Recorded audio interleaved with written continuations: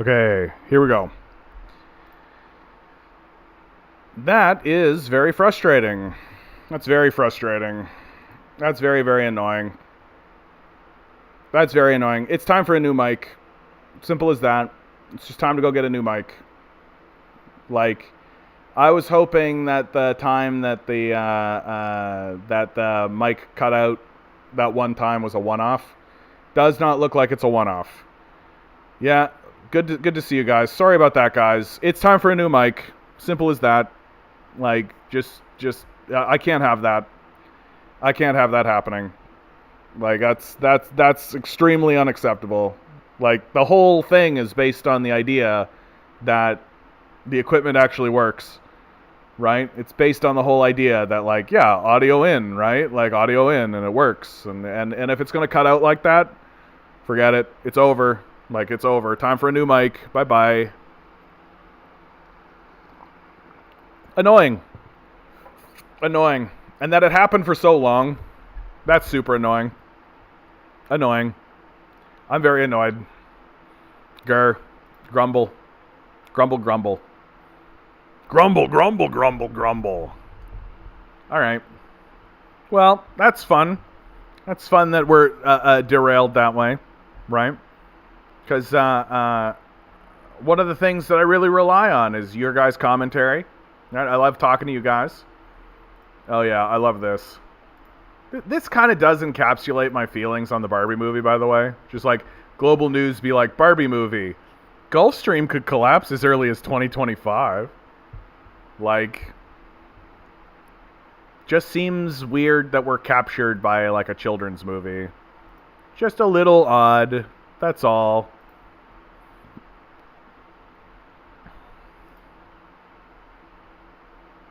The far-right party recently won in Spain. It's not just Italy anymore. Yep, it's going to spread.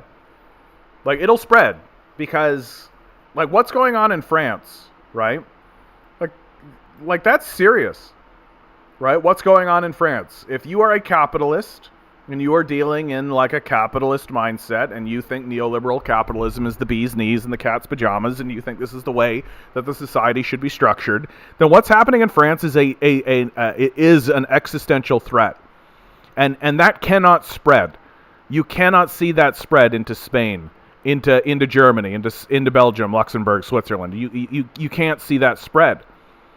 And yeah, if the far right party in Germany wins too, then Japan, the boys are back together. Then we'll have communism in Russia to look forward to. We'll see about that. We'll see about that. That it's interesting because there is like a split going on. That, like, there are forces in America that are like, we should be doing business with these guys. Like, what are we doing? Like, what are we doing pushing these guys away like this? Like, what are we doing? Like, we should be doing business with these guys. And that exists. There is a component, and it is mainly like the business class. Like, the business class is basically just like, what are we doing about, like, this is ridiculous. Yeah, can't wait to hear people like Vosh starting to call for the rounding up of minority groups. Vosh will not call for the rounding up of minority groups. He will act as an apologist for it. That's going to be the difference. That just how the people like Vosh and Destiny act as apologists towards the Nazis that exist in Ukraine, like the Azov Battalion and these sorts of things, like, they're not saying it's good that Nazis got integrated into the Ukrainian military and were funded, right? That's not what they're saying. That they are acting as apologists for for those Nazis. It'll be the same.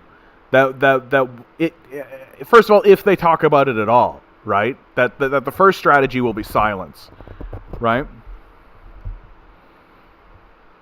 Tinker says, it has to do with neocon Wolfowitz doctrine, project for the new American century. 9/11 conveniently happened. Now we've got never-ending war. Not saying there wasn't war before. But it is a different thing, right? Like, it is a different thing, what we're experiencing now.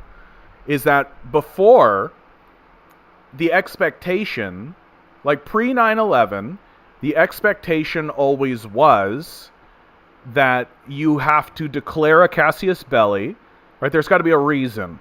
You can't just go into a region, Like and this is sort of the international sort of unwritten rules, if you like, for how to maintain integrity and how to ensure that the rest of the world still sees you in a decent light. Is that if you are going to go to war, you need to state a reason. You have to have a casus belli, right? So the casus belli for the Iraq invasion is they have weapons of mass destruction, and we believe that they're going to use them. Ends up being false. So you can falsify a casus belli, right? And a lot of the language that I'm about to use now is very much like Crusader Kings 2, like paradox sort of stuff. But it's true. Like, it's the reason why they use that language is because it's accurate. Is that if you state a casus belli and the international community believes that it's accurate, then this is considered a just war, right? But if your casus belli is completely false, then you lose a lot of standing in the international community.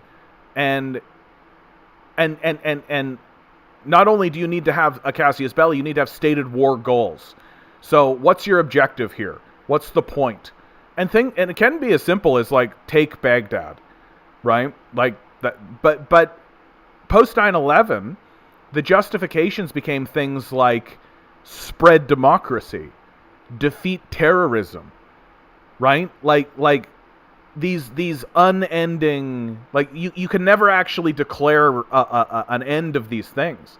It's like a real end of the war would be something like depose Saddam and install new leadership.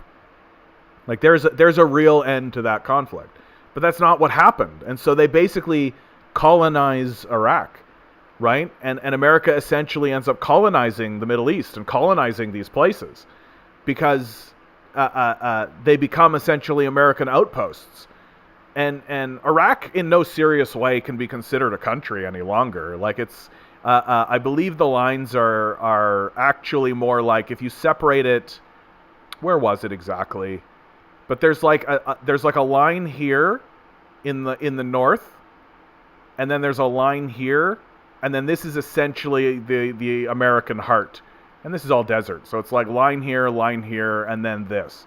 And it's like Basharah here in the south, Erbil in the north, and then Baghdad. And it's essentially 3 different countries now.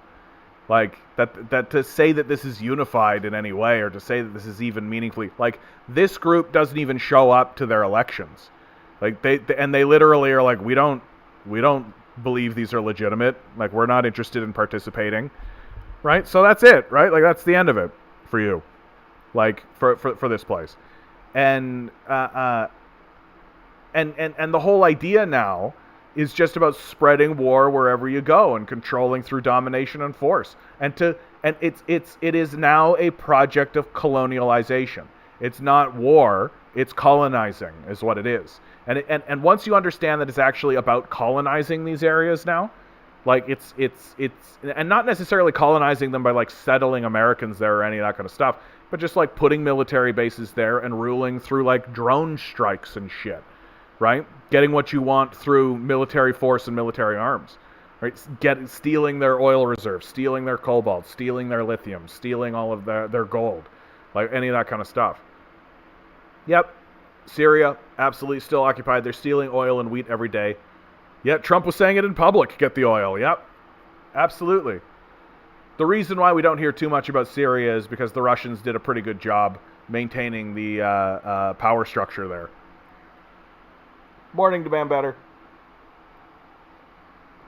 Adam 8, I'm from Ireland. There's been a massive uprising in anti-refugee and anti-gay sentiments. It's not surprising. Like, it's not surprising at all. Like, you can see the anti-immigrant, here in Canada, you can see the anti-immigrant sentiment in the housing conversation all the way. That what the power structure is doing in regards to the housing conversation is they are saying, oh, well, the trouble is that Trudeau is letting so many immigrants in, and we don't have enough housing to house these immigrants, and that's what's raising the price of housing. Like, forget about the fact that the capitalists are outright admitting in front of your face that we failed to build housing, because we're inefficient and we don't know how to do it, right? Like they're basically confessing this to your face, and we're just all kind of too dim-witted to realize that that's the case. That they're outright just confessing to you, saying we are so incapable and incompetent that we cannot build housing to keep up with the population growth because it's not profitable for us to do so, right? So they're already admitting that. And then the thing they won't admit to is that they're hoarding up as much as 50% of the housing in certain regions. Like, so if 50% of the housing is being used as speculative investments, what do you think that's going to do? Like, what do you think that's going to do to your market? And so to deflect away from all of this, what are they doing? Well, the trouble is all these immigrants, coming over here. We got all these immigrants coming in here. It's the Trudeau administration with the immigration policy. We gotta stop this immigration from happening. Well, what do you think that's going to mean? How do you think the populace is going to respond if they get bombarded with this idea that immigration is the problem? Like, we all know where this goes. It's like as plain as the nose on your face, but we seem here for it. Like, I think that there are huge sections of the populace that are like, finally now I might be able to say the N-word. Finally now I might be able to start acting like a real entitled asshole to these minority groups. Like, I think that there's people who are here for it. Gary Lincoln. Don't know if I've ever seen you here before, Gary. Good to see you, my man. Maybe we need population control, take care of the population that are already homeless. Capitalism is a joke. Quality matters more than quantity. I mean, I do think that there is an intrinsic problem, Gary, that we like to imagine that immigration is like, please fill out this form and stand in this line, and then we will steadily let people through in an organized, orderly manner. Whereas the truth is that a lot of the immigration that's happening is just people running for their lives. Just like running for their lives, getting on boats, right? Like, you can't stop them from coming. You can't. Because, and the great irony of it, right? The sort of beautiful karmic value of it is that it's the countries that are widely responsible for creating the catastrophes in the countries that are creating, like, they're creating the refugee crisis. Like, the West is creating these refugee crises, and then the refugees are running away from the catastrophe that we are creating for them. And where are they running to? Well, the places where the catastrophe isn't happening. And so we've got this flood of immigrant. Like, we've just got immigrants coming, fleeing up the border, fleeing up through the United States into Canada even. Fleeing all the way from the Middle East into Europe, right? They're not filling out paperwork. They're not telling people they're coming. They're just coming because they know bombs don't get dropped there. You see that city right over there where all those white people live? They don't drop bombs on that city. We're going there. And it's real as simple. Like, it's pretty simple. Like, to say that it's like Trudeau's immigration policy, it's like, nah, brah. Like, it's people running. It's people running for their lives. Like, if you don't want people to run for their lives, maybe stop dropping bombs on them. But the hard truth, and this is the hard truth, by the way, is that the death cult has decided that the best way to reduce the quality of life for everyone, thereby extracting as much value from us as they can possibly get, is to flood as many poor immigrants into the system as they possibly can, so that they can just pay them $1 a day for a day's work and say, there you go, you're a Canadian now. Welcome. Right? And that'll reduce the wage, and that'll suppress wages for everybody else. It's a tried and true strategy that the death cult is for sure committed to. So, I mean, I agree with you entirely. Capitalism is a joke, but it's way worse than you think it is. Like, even if you were to pass population control legislation, the immigrants are coming because we're bombing them. Like, we need to stop that maybe. Hey, maybe quit that. But we're not going to do that because there's a lot of resources to steal. Like, that's how our whole economy has always worked. Hey, there's resources over there. Let's go get them. Oh, it's in a border. It's in a place that is technically not owned by us. Oh, well, I guess we'll have to just go in there anyway and steal those resources anyway. Extra points if you can enslave the local population to dig it up for you. Like, welcome to America, baby. So it's how it's always been. It's how they've always organized. It's how they've always structured themselves, always. That the flickering little moment when they were like, chattel slavery is wrong, but prison slavery is fine. Like, they just adapted a new type of slavery. And you think they're not using slavery all across the globe? Of course they are.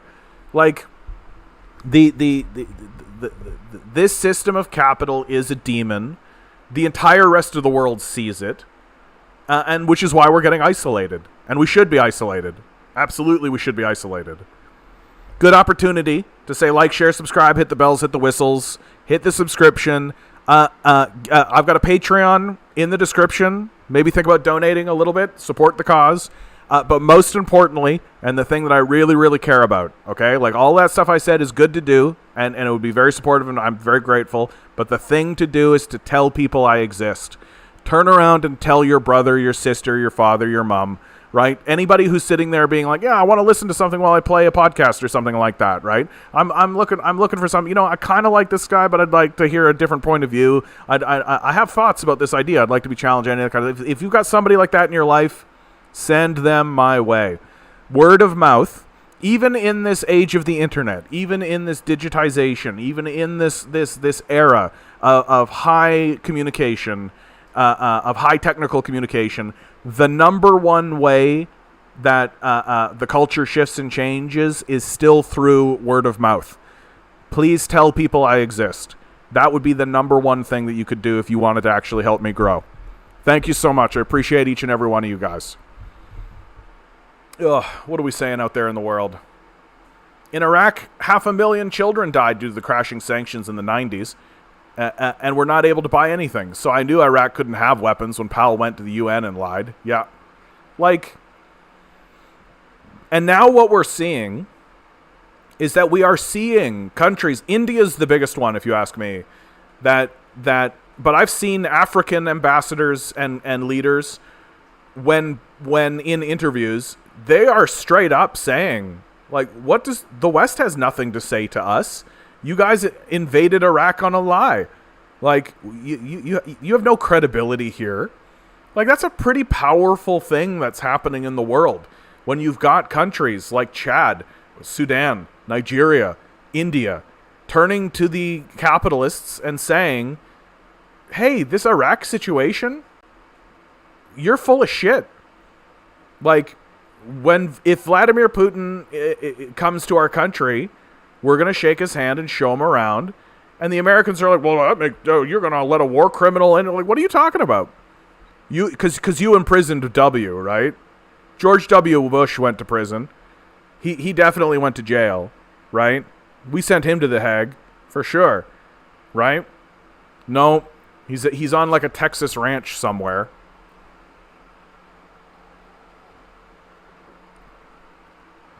Tinker writes, I've never seen a PM or party hated so much like the Liberals. Oh, by the way, Liberals buying 8 more military air tankers on top of $300 billion for their new Navy ships, $14 billion F-13 contract. Yep. Like, they are, I mean, big surprise. Like, an organization that's willing to fund neo-Nazis, right? Like, the Liberals, like, Chrystia Freeland's grandfather was a Nazi collaborator. He worked under Goebbels. And she writes, I'm very proud of the work that my grandfather did. Like, these are the types of people that we're electing into positions of power. And we're all just supposed to, like, think it's normal. So the new polling here in Canada, it really looks like the Conservatives are going to walk into a majority. I think that the Liberals have really shown, and the new news about this is that the Liberals are doing a cabinet shuffle, right? Which the Conservatives are rightly saying is sort of a concession that things have gone wrong for them and that their policies aren't working. More or less, like, this is the game of the WWE style politicking that exists here in the West, where the Conservatives and the Liberals pretend to be at odds with one another when really they agree on every issue that really matters. And the populace is right to be angry at the liberals, but the idea that they're all going to turn and vote conservative, and that the conservatives are going to are going to come in and do anything about this, I mean, you've got to be absolutely dim-witted to think that's the case. You got to absolutely just not be thinking critically whatsoever. That, near as I can tell, it's Albertans just being happy that their owners are going to be the ones who have official political power instead of Ontario. Like that really does seem to be the case. That Alberta is going, haha, now our owners are directly in control of us, instead of being ruled by some floofy-haired drama teacher from Ontario. Haha. So when our rents go up and our housing goes up and our food costs go up and everything goes up, well, at least it's by our guy, right? And like the best that you're gonna see from the Conservatives, right? Because the Conservatives are going to want to be able to hang their hat on a win pretty early, right? The best you're gonna see is like, oh, we declined this one particular thing by 10%. And they're going to want a number, like a round number like 10%. So they'll be like, oh, look, it went down by 10%. And everybody will be like, hooray, the Conservatives are the greatest. And National Post and the Globe and Mail and everybody will have a heyday about it. And they'll all spread it into the populace. And the whole populace will be like, oh, wow, 10%. The Conservatives really know what they're doing. Yuckles. When in reality, like, the price of that thing went up 1,000% over 5 years. And now it's down 10%. Even though it probably went down 10% at 1 month last year. But this time we're all making a big fucking deal about it. And the populace will just like, we'll just keep eating shit. Like that's really the end of, like the long and short of it. The populace will just keep eating shit as the ball gets passed back and forth between the business parties of the Conservatives and the Liberals, who are allies. Like I just can't say it with any more clarity that like I participate in a lot of online discourse, and it's very, very clear to me that most people genuinely actually believe that there's a difference. Most people genuinely actually do believe that the blue and the red actually matters, which is astounding to me. Like especially at this stage in the game, like I can see believing that like even 20 years ago. I can see believing that kind of idea, like, you know, when you're a little kid. But like, it's become so patently obvious that these two forces work in tandem with one another in order to maintain power for the capitalist class, and that the capitalists get involved in all parties because it's to their benefit to be involved in all of the parties. And that there is no actual meaningful power struggle that's happening between these parties. That it is just vanity. That Pierre Poilievre is just going to be like, haha, I beat Justin Trudeau. Haha, look at me. I get to be the prime minister. Now I'm the one who looks at the cue cards and does what I'm told like a good little boy. Now I'm the one that gets to talk to these fossil fuel executives, and I'm the one that gets to do what I'm told, just like Justin Trudeau did what he was told by the corporate power structure. Haha, aren't I a good little boy? And then Justin Trudeau is going to go off and work for some fossil fuel company, likely, right? And when Pierre Poilievre gets out of office, he'll go do the same. He'll become a consultant for some investor group or something, right? Like that's how this game works. That's how this whole thing works, and we all just keep working for it. And meanwhile, our housing prices go up, our food prices go up, our wages stagnate, and we all just keep eating shit. And like, it's getting so obvious that it's the case. Like, corporate profits have never been higher. Meanwhile, inflation, like, the Federal Reserve just reported that U.S. corporate profits are up 25% across the board. So we have the highest inflation in 40 years and the highest corporate profits in 50 years. Only a fool or a liar wouldn't make the common sense connection. And like, it's it's very revealing. I think that this is the reason why I say that we're very stupid as a people. Like, we're very, very dim-witted. That there is an obvious grift that is obviously happening in front of us, and it's like a WWE kind of a grift, and we're all just kind of going along with it and getting caught up in it because of this in-grouping. That we're all just like, yeah, hooray, my blue team won. I'm cheering for the blue team, and my blue team is winning. Hooray and huzzah, blue team. Go blue team. It's not going to help you. It's not going to help you at all. Like, they're literally scamming you, bro. Like, it's literally a scam. And we're all just going along with it. Keep going to work. And keep going to work. Don't organize your workplaces. It's a you problem. Individualize your individualism. The only person that you should be negotiating with is your boss. Methane says, fascists on the left, fascists on the right. Where to turn? If you vote, you're voting for corporate capitalists whose main goal is to take what you got and don't really care about much else. I'm more or less of the opinion at this stage in the game, when you walk into that voting booth, pick someone who isn't conservative, liberal, NDP, even Green, and vote for them. Straight up. Like, straight up. Just start voting for anything other than this. If the 60% or the 55% of people who don't vote actually showed up to the voting booth and just started to do that, right, it would be catastrophic to the power structure. Like, the power structure basically relies on your compliance in terms of its game relies on your participation. And simple non-participation is a form of participation, right? It is just you saying whatever, corporate party, whatever, right?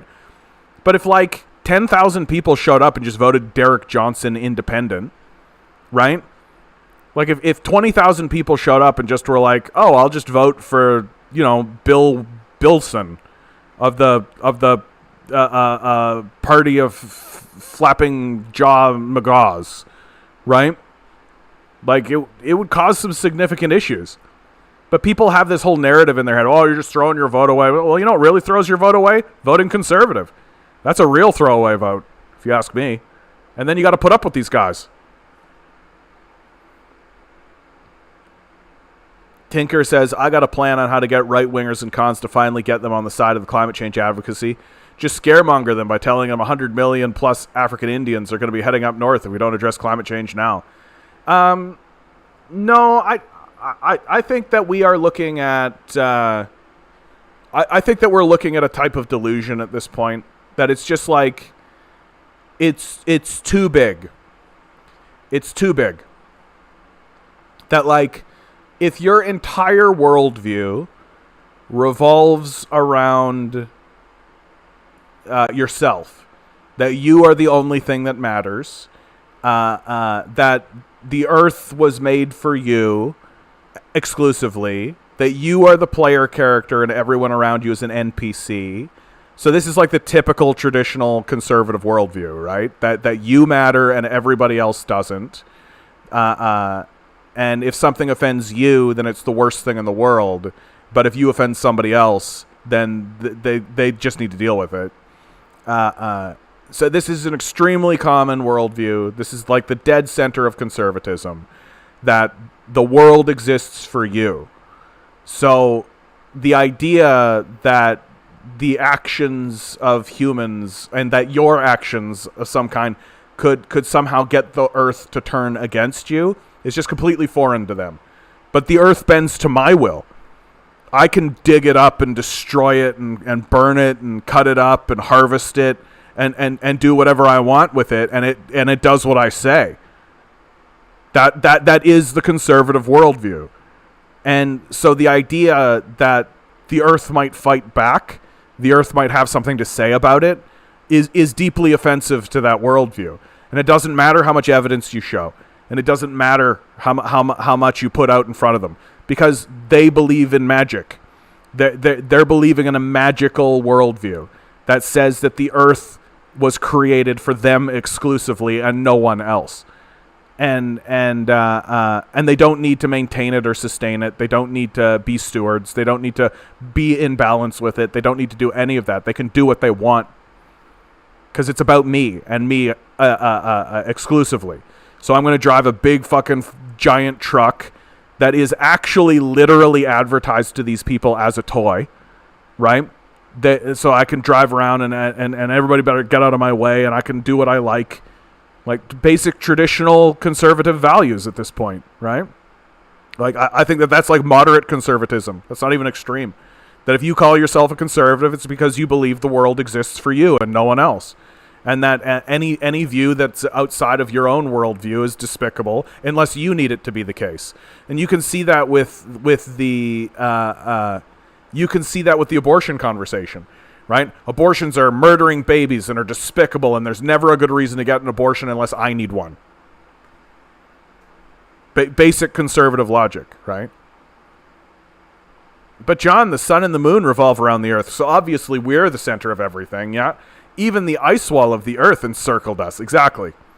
I got to tell you, Midnight Rose, man, that the ice wall is absolutely, like, insofar as it's, like, the whole flat earth conversation is as stupid as it gets. It doesn't get much stupider than the flat earth conversation.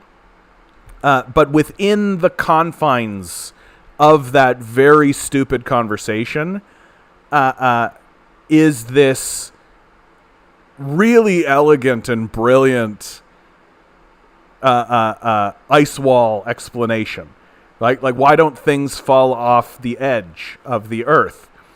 And how come you can't go to the edge of the earth?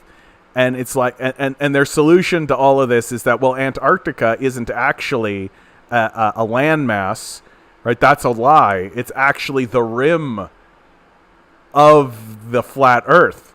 So when you go and you hit the ice wall, you're hitting the edge of the earth. And of course the whole thing falls apart because you're like, okay, but you can get onto that wall and you could just keep walking, right? Certainly someone at some point would have gone to the edge of the earth and been like, oh yeah, like people have gone to Antarctica, right? Like we've got footage. We've done flyovers of Antarctica, right? Like the scale of the stupidity of the flat earth conspiracy is too much. Like, it's too much. Like, I think that it is like, I am willing to engage in the flat earth thing on like a funny, like Lord of the Rings level, right? Like as if it's like a fantasy world. But if I meet somebody who is actually seriously a flat earther, I'm just like, oh, I do not need to listen to you anymore. Like, you are not a credible person. You are willing to infect your worldview with something that is so easy to falsify. Like, so easy to falsify, bro. It's so easy to falsify this. Like, we have satellites in space. We've literally, like, gone up to space and taken pictures of it. There's a satellite that is actually, like, taking pictures of Earth. Like, has video of the Earth as it's rotating around. Like, there's all kinds of things that just don't make sense if the Earth is flat. And yet we're all just like, and then moreover, the it all really does come down to who benefits from any of this? What's the point? Like, who gives a shit at all? Who cares? Who could possibly give a shit about this? And to the point where they're putting in this many resources. They're going to say government got snipers to make sure they don't go beyond that walls. Then you would be able to take pictures of those snipers. Like, they would be in sniper towers. This by itself would be an amazing story, right? I went to Antarctica and there were sniper towers everywhere. Well, what happens if you try to go to the edge of the world? Like, well, they just are saying things. They're just like, and this really, really ties into my overall thesis, is that we have fallen into stupidity. This is a stupid conversation.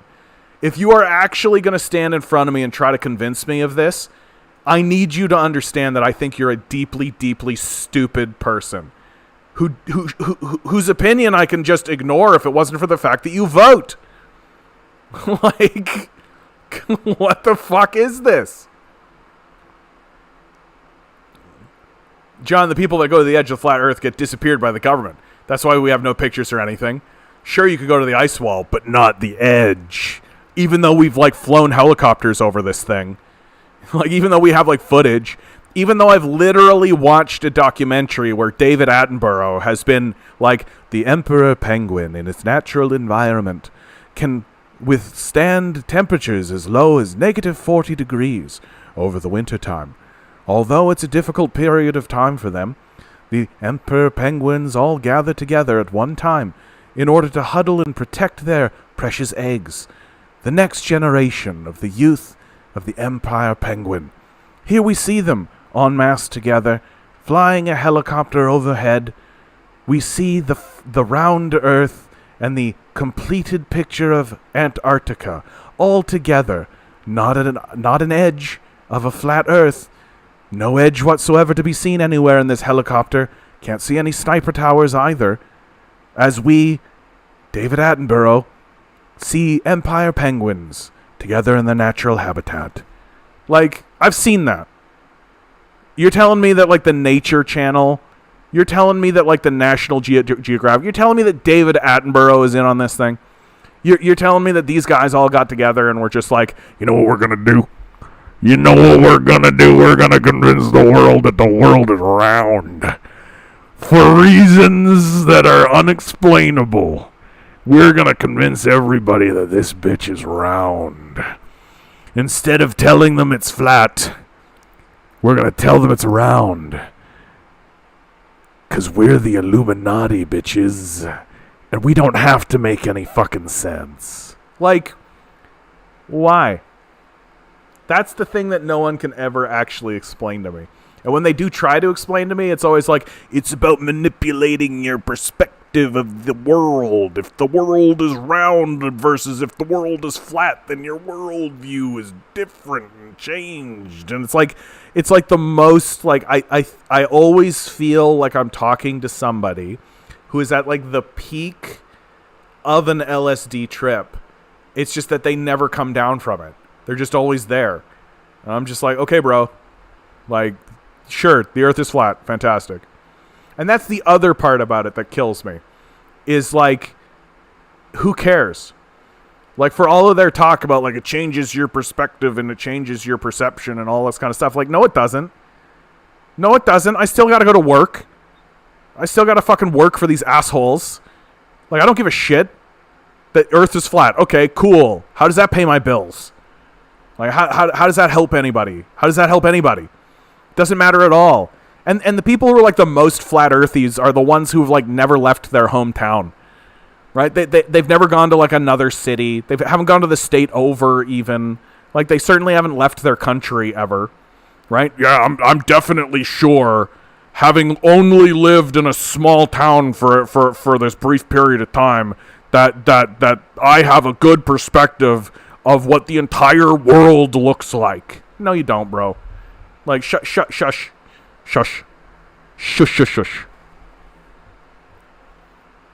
Hollow Earth, get the fuck right out of here. I'm sorry, dude. Give Hollow Earth. Just GTFO. Demand better. Libs, cons, and non-voters are going to keep making things worse until we support a full socialist or communist party. We're going to go full-blown fascist first, bud. That's the hard truth. Like, we're going to go full-blown fascist first. We're not going to vote conservative, or we're not going to vote communist. Like, we're not going to vote socialist. That's not how we are. Like, we're going to do some really heinous shit to our own people first. And that's why we need the free market to decide literally everything and embrace libertarianism, because the government is hiding flat earth and literally lizard people from us. They're camouflaged in the snow 24/7. Like, imagine paying for this. Like, imagine paying for this. Where's the money trail? Who are these people? There isn't one whistleblower There isn't a single person in this entire operation who's like, guys, you will never believe what's going on. It would only threaten the power structure if you vote for a left alternative, as the radical right wing only likes to market themselves as revolutionary. Yeah, I think that's true. Joni, good to see you, bud. But John, don't you see? If people found the earth was flat, the entire field of science and government constructed would fall apart. And they can't have that. Would it? Like, would it? Right? Like, would it? Like, and my favorite part about that is, like, you think that this is staying together now? Like, you think this is staying together now? You think this is the empire working? Interesting. Interesting. Like, they have absolutely nothing to gain lying about this. And the idea that if it suddenly came out that it was like, oh, guys, by the way, the earth is flat, I think for a second everybody would go, whoa. And then they'd be like, well, off to work. And fuck all would change. Nobody's going to, like, run out in the street and, like, take off their clothes and be like, the earth is flat. The earth is flat. Like, maybe two people will do that. But everybody else will just be like, huh, and go on with the rest of their fucking lives. Because it doesn't goddamn matter. Because what matters is that we're all working for cocksuckers. What matters is that we're working for these psychopaths who are absolutely destroying us. And so this whole flat earth thing is just like, it just feels like people's brains broke. It just feels like people's brains snapped at one point where they were like, this cannot be real. Like, this earth can't, like, the whole thing, the whole construction of it cannot be real. Nothing makes sense. And so I reject all of it. And they're just rejecting all of it. And they're just like, no, I was told the earth was round and I reject it, so the earth is flat. The earth is flat. And they just can't be convinced otherwise because this whole thing is total bullshit. Right? That they're just rejecting everything. And it's like, in a way, I'm kind of like, yeah, all right, sure. The earth is flat, bro. Off you go. Right? Fuck the man. Right? Fuck the man. Emperor penguins in documentaries are animatronics built by the governments. They aren't real. Like, just the money that all of this would take. I actually know a flat earth woman where she thinks that all images of the earth is CGI. She also believes that all government across the globe are colluding with one another to promote the sphere. That's the other part about it. That, like, governments that are actually currently at war with one another need to be like, oh yeah, earth is round, you guys. Hey, everybody. Yeah. We all agree as countries that are at war with one another that the earth is round. Like, it doesn't make any fucking sense. Like, what are you talking about? Then they'll probably say something like, yeah, the Ukraine war doesn't exist.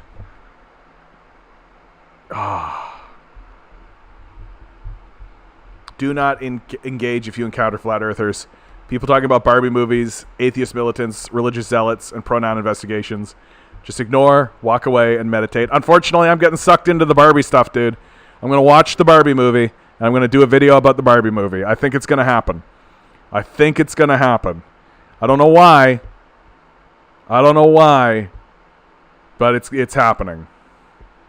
Actually, I think I do know why, right? Because, like, initially I kind of rejected the idea of doing a big investigation of the Barbie movie because I kind of looked at it and was just like, oh, it's like Transformers, G.I. Joe, Teenage Mutant Ninja Turtles, Mario, right? Sonic, right? Or any of this Avengers stuff, right? It's just like another one of these.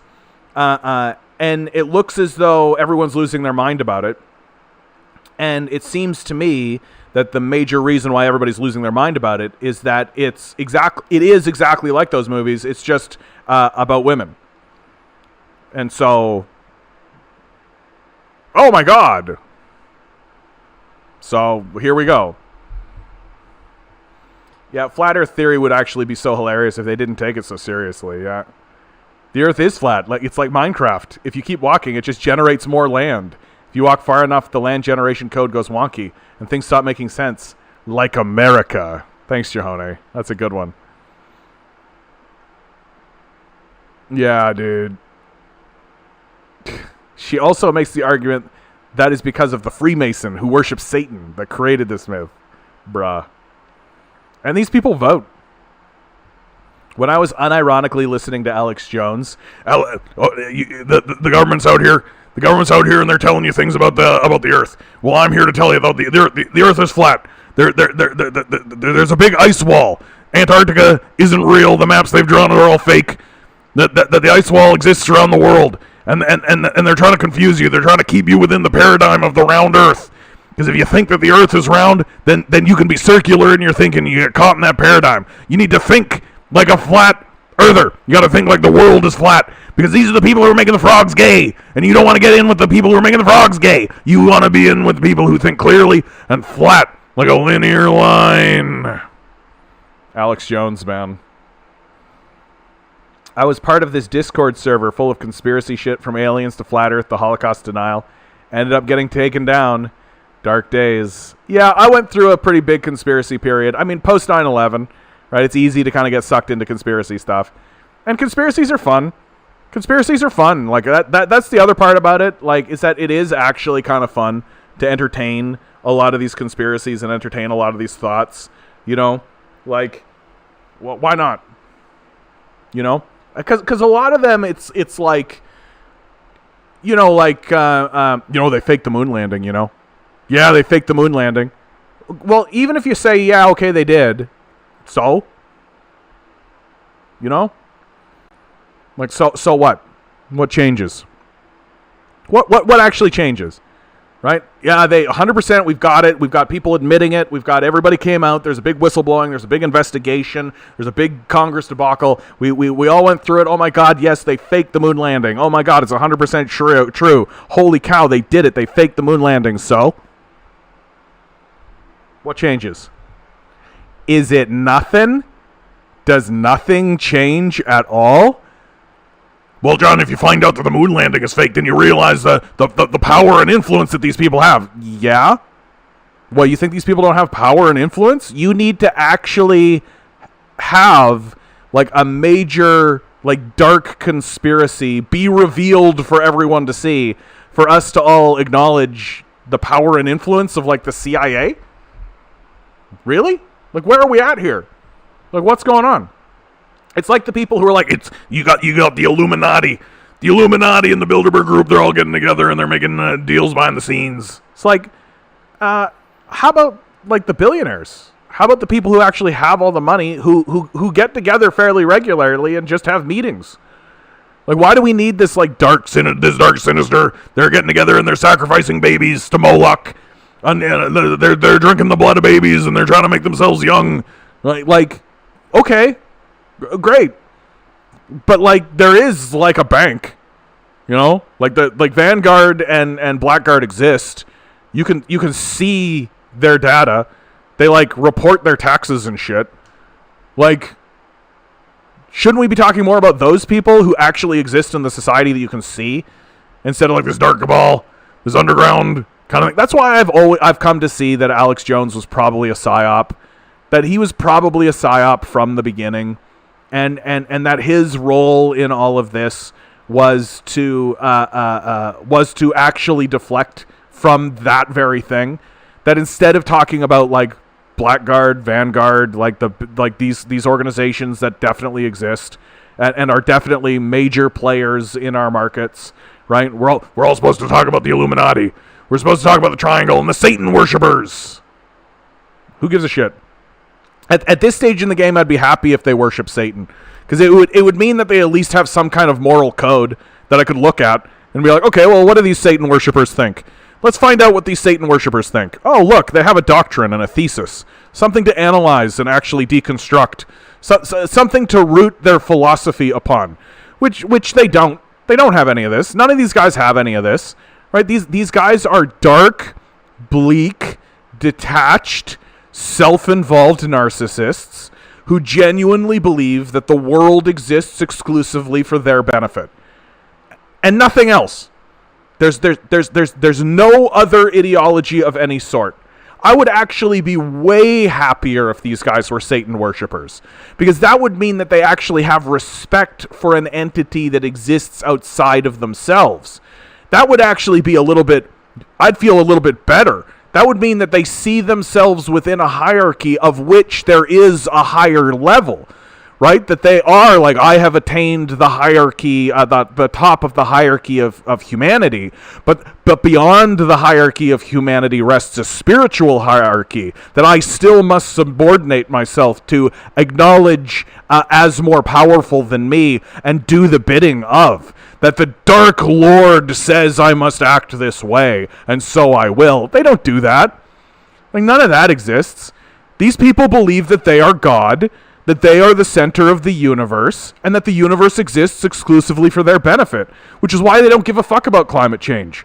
Because if the universe that spawned them, right, and if the universe that has been created exclusively for their own benefit, if the rule set says you die, well, then they're going to kill it back. That's it.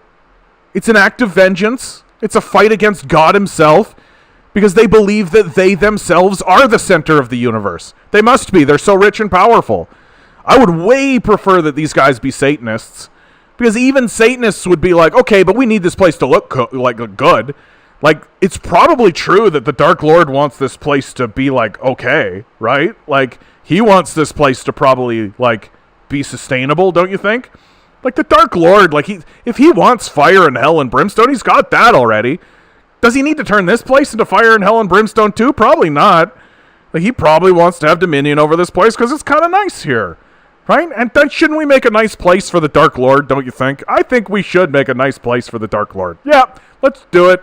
Let's make a nice place for the Dark Lord. And then if the Dark Lord appears and says, no, fire and brimstone, guys, come on. Well, we know what to do. We'll just turn on the generators and fill the thing with fucking fossil fuels.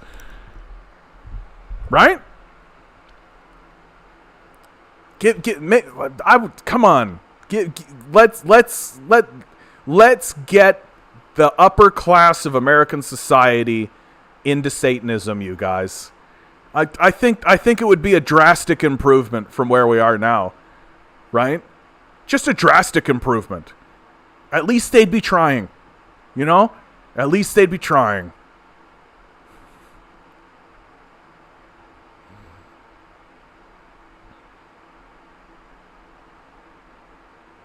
The deep state. Have you ever heard of Lord Stephen Christ? I have not. That's hilarious. I remember when people were saying 9/11 truth ends the wars. Years later, we got Barbie is satanic, guys. Yeah. Well, and honestly, like, one of the things that really actually did, like, nail in the coffin for me on the 9/11 truth thing, and I've said this before, and I know there are people in the chat who don't agree with me, but I definitely think it's real, is accurate. And I say this of most conspiracies now. Like, so what? Like, okay, so the Bush administration comes out. Let's say we have a whistleblower. Let's say George W. Bush himself comes out and releases a statement saying, I can't bear the weight and the guilt any longer. Oh my God, it's so terrible and horrible what I did. Me and Cheney and Rumsfeld and all these guys, we all got together and we sat down and we made a plan and we all did 9/11. Here's the way we did it. Here's the groups that we did it with. Here's the book that I wrote about it, all sourced, all the evidence you could possibly want, irrefutable proof. Here's video recordings of us planning it and executing it. Here's the strategies and the plans. I'm so glad to be lifted from the burden of the guilt of having done 9/11, you guys. Right? And he comes out and he does it, and he goes back to his ranch and nobody gives a shit at all. Like, who cares? Like, it's fun to talk about, I guess. But, like, the Bush administration is guilty of war crimes. The things that it has done that we saw, that are provable, are enough to get him hung at The Hague. Is that happening? Are we seeing an awful lot of that? We seeing an awful lot of George W. Bush getting hung at The Hague for his very many war crimes that he definitely did in front of all of us? No? Oh. So what makes you think that 9/11 being an inside job is going to do that? What makes you think that all of a sudden 9/11's an inside job? Oh, well, now we're going to stop invading these places. Now we're definitely no longer going to involve ourselves in Middle Eastern or African politics. That's definitely a thing we are 100% going to do now. Well, just send them home, guys. War's over, everybody. Like, I just don't take it very seriously. Like, I just think that, like, to me, the 9/11 truth movement exists in a kind of zeitgeist consciousness sort of a way, as a way to try to push the consciousness of humanity into recognizing that there are alternative narratives and there are things happening in the background of the society, right? That there are things occurring at a deeper level. And there are things that are occurring at a deeper level, but those things are easy to see. They're actually reported on in the press. That you don't need to create a conspiracy theory, you just need to read the Financial Times. Like that's really it. Like you don't need to create this like alternative mode of and create like a whole structure of speculative thought. You just literally need to read The Economist and just recognize that, like, yeah, this is a mouthpiece for the Western imperialism. And I do think that the 9/11 truth movement was a movement that was trying to free people from this idea that their society and their culture and the United States empire is somehow infallible. That it is fundamentally saying that your system and your society has turned against you, right? That is kind of the expression of what it's trying to do. It's just no longer valuable anymore. It's just no longer really a valuable thing to pursue. That it's something of an oddity at this stage in the game. And that if your goal is to try to convince people that the society has turned against its own citizens, well, that's real clear. You don't need 9/11 truth to do that. And in fact, I would say that if you were staking your claim on 9/11 truth, then you're alienating the very people that you need to be talking to. And the people you need to be talking to are, hey, have you noticed how housing has tripled? Hey, have you noticed how food prices are out of control? Hey, have you noticed how everything's more expensive? Like, people aren't going to stake their claim on 9/11 truth. People are going to stake their claim on, yeah, lower my food bill. Why is my food bill so expensive?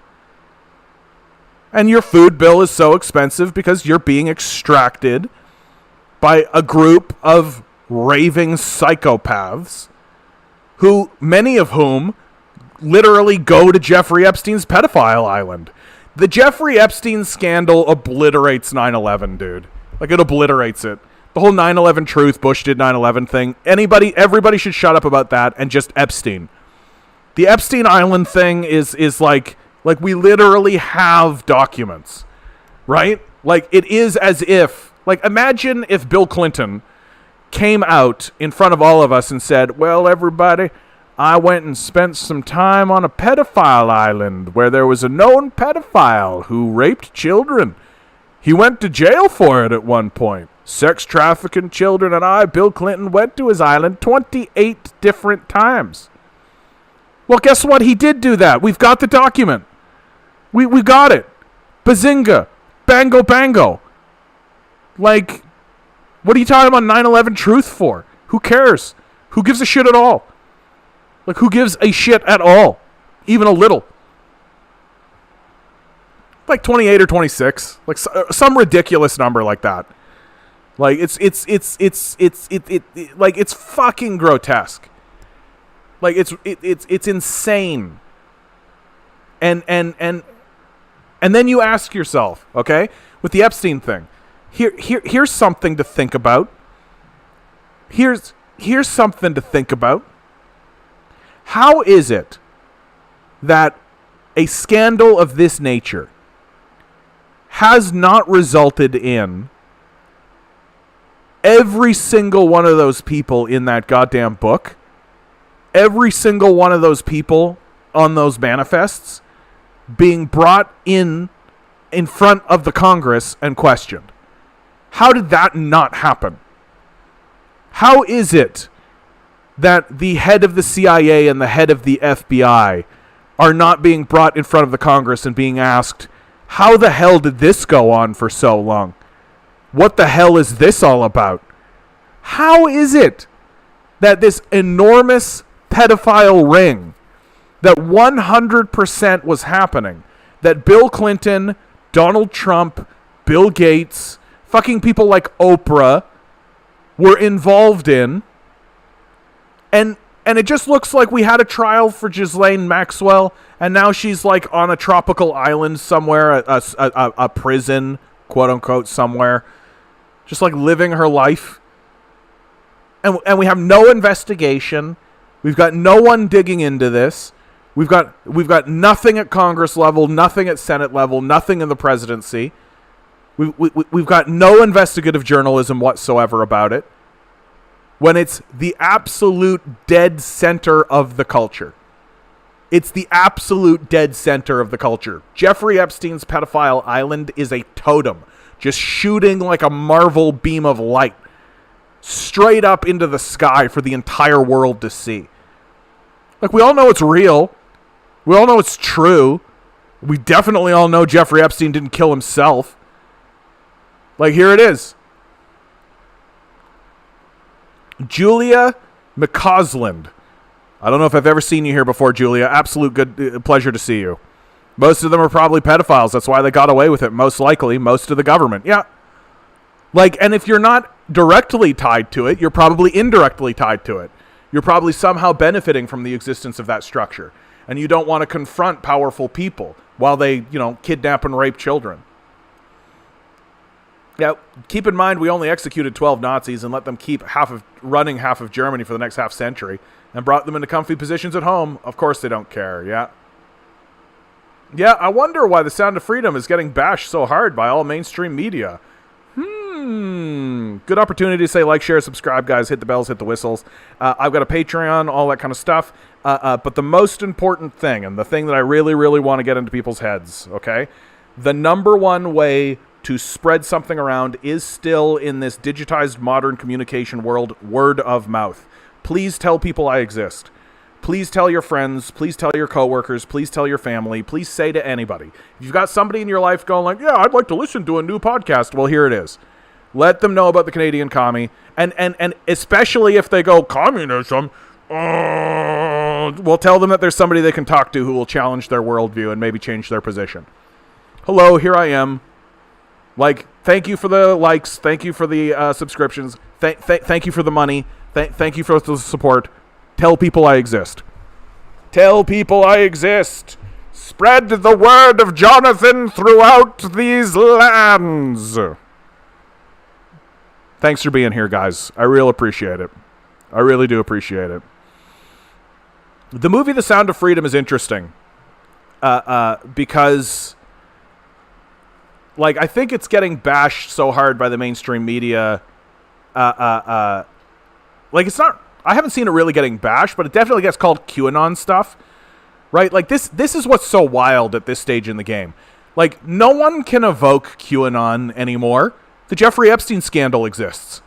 Like, if anything, these QAnon people, like, at least they're being honest. At least they're just like, well, everything's fucked. Well, can't trust anything I see anymore. Can't trust a goddamn thing anybody says to me anymore. So I'm just going to try to find any kind of explanation for anything I see. And if the mainstream media says something, I'm just definitely going to be like, probably not. Right? Like, at least they're honest. You know? Like, don't get me wrong. I'm not a QAnon guy. Right? I think that a lot of their theories are easily falsifiable. And I think that the way they go about creating their narratives or their ideas is deeply, deeply, deeply flawed. But I think they're honest. I think that they understand that something's gone wrong in their society. I think they understand that they can't trust the media or the government. I think they understand these things fundamentally. It's just that they're getting funneled into dead ends, right? Like, and there's a lot of that going on in the culture today. That's the entire libertarian movement, right? The entire libertarian movement is essentially just funneling disgruntled people away from real ideas that would actually help them, right? That into this dead end. And libertarianism in America is a dead end. That it's absolutely the deadest dead end. That if it was ever implemented and if it was ever successful, it would be the biggest boon ever to people like Bill Gates. Elon Musk, Bill Gates, Jeff Bezos, they would be like, sweet, I'm so happy we got all this libertarianism in America. Midnight Rose says, well, Sound of Freedom is a dog shit propaganda piece. Honestly, the number one criticism I've heard about this movie is that it's boring. And I've heard that from enough people to know that I think that the reason why this has gained any traction whatsoever is because it has captured that like, people know about the Jeffrey Epstein pedophile scandal. Like, they know about this stuff. Like, and they are just happy to see any film where there is a hero of any sort who is actually trying to fight back against this kind of stuff. Like, and that the movie is so tepid and so boring, doesn't seem to matter.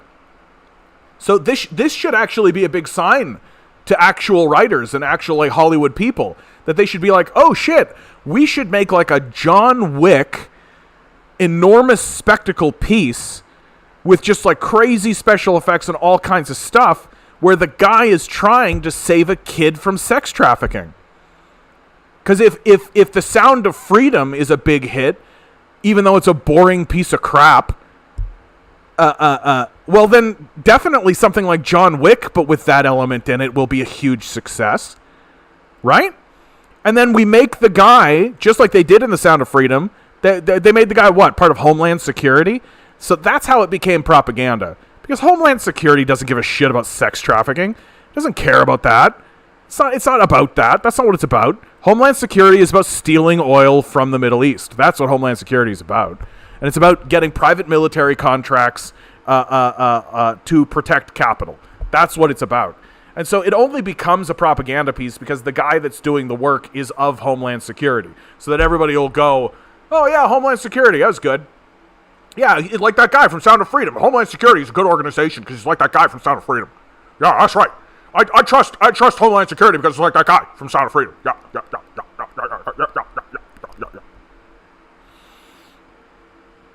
The writer is literally a QAnon conspiracist, and the movie that claims to be based on a quote-unquote true story is heavily changed and warped to not be.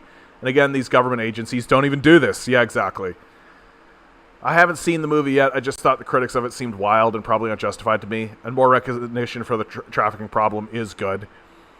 But I don't think, this is the thing, is that I don't think it's bringing recognition to the trafficking problem. I think that it's exploiting the general opinion of the public that we know that this sex trafficking is happening.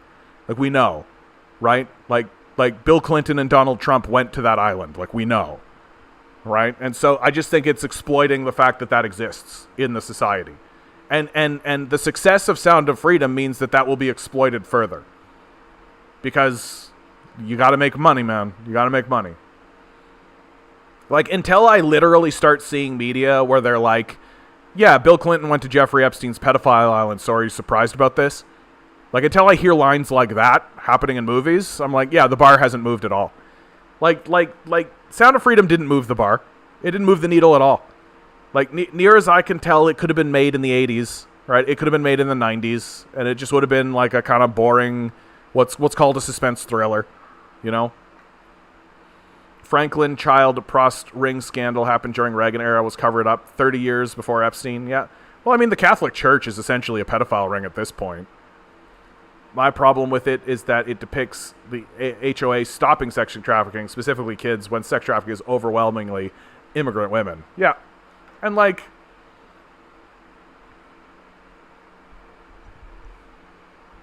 the Sound of Freedom is so clearly like trying to portray American institutions as good. Like, that's the clearest sign that it is just this massive propaganda piece. And like, to me, it looks like it does it in the clumsiest way possible, which is by like, what a hero, what a good guy working for Homeland Security. Yeah, for sure. Like, fuck off. Like, fuck off. Like, we have media out there right now that is essentially treating the CIA and the FBI as terrorist organizations at this point, right? Like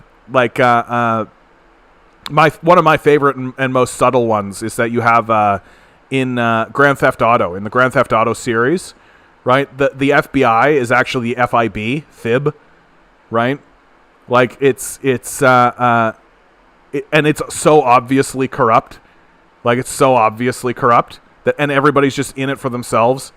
It's like, and now you've got media coming out. Like you've got The Recruit on Netflix. There's a show called The Recruit, right? And The Recruit is about a CIA agent.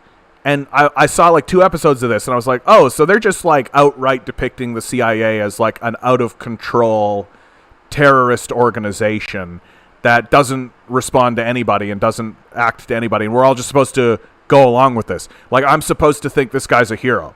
I'm supposed to think this guy's cool somehow, even though he's obviously part of this like out of control, completely detached, exists and persists only for its own benefit institution. Like, we are getting to a point. Like, I've said it over and over and over and over again on this show, but I'll say this for the newbies in the chat, for the Julia McCauslins in the chat today. They are beginning to pitch Nazis at us and terrorists at us as heroes. That there is coming a moment, and I think it's going to be Superman. This is my prediction, where they're going to put Superman in front of us. And Superman is going to be explicitly a Nazi. That when we watch something like The Boys, we've got Homelander. And we understand that Homelander is a bad guy. We understand that he's not a guy that we should be rooting for. And the actions that he does are despicable and explicitly Nazi. Right? Well, Homelander is going to be reskinned as Superman. And Superman is going to say similar things, espouse similar values, and do similar things, only we are supposed to look at him and say, what a hero, rah, rah, Superman. That's coming. And I see it over and over again. They're pitching these more and more repugnant characters. They're pitching these more and more despicable figures at us and saying, yeah, root for these guys. Like, has anybody ever noticed that John Wick is actually, like, literally a serial killer? Has anybody actually noticed that?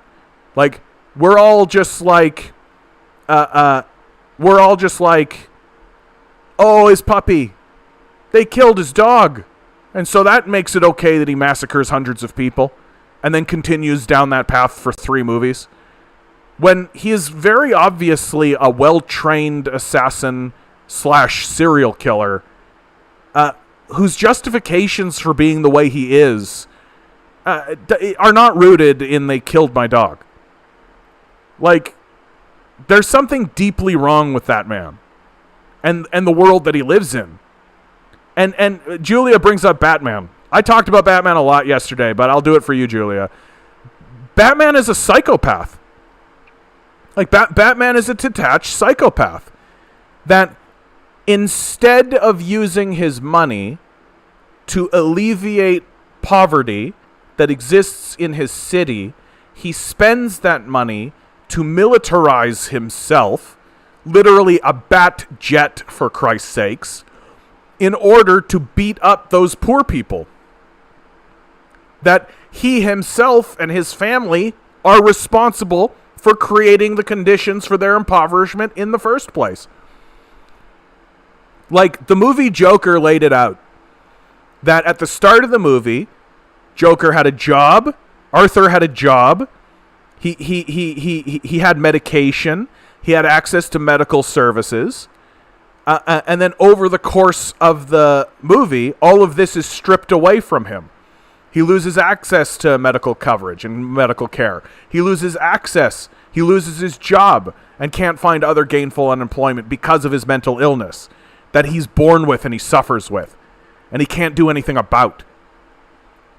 And why did all this medical care get stripped away from him? So that Thomas Wayne, who is literally running to be mayor of the city, can make more money. It's explicit in the movie that that's the case.